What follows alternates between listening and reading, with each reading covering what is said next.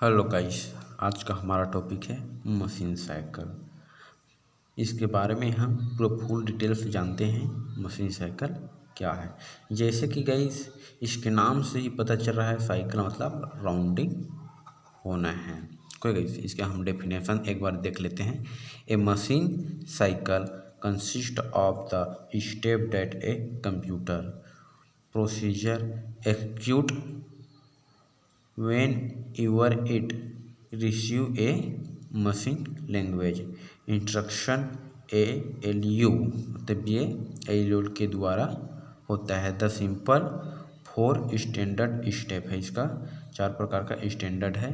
फीच, decode, execute and store.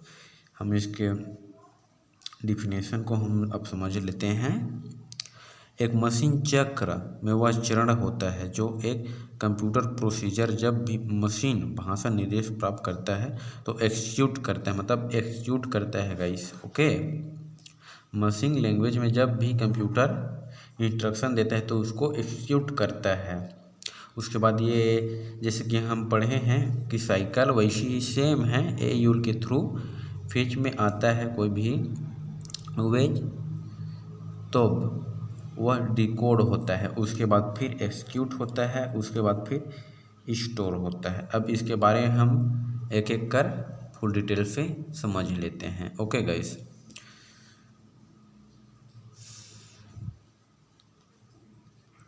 जैसे कि हम फेच के बारे में जानते हैं। In this step machine language instruction is a through from a registry to process. मतलब गाइस इस स्टेप में मशीन लैंग्वेज इंस्ट्रक्शन रजिस्ट्री में प्रोसेस के लिए लाया जाता है। मतलब कोई भी ALU के द्वारा इसमें भेजा जाता है तो प्रोसेस करने के लिए लाया जाता है। ओके गाइस, उसके बाद हम डिकोड के बारे में जान लेते हैं कि डिकोड से क्या होता है।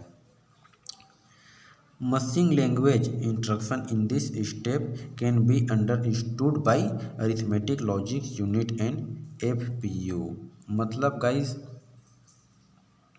इस स्टेप में मशीन लैंग्वेज इंस्ट्रक्शन को ALU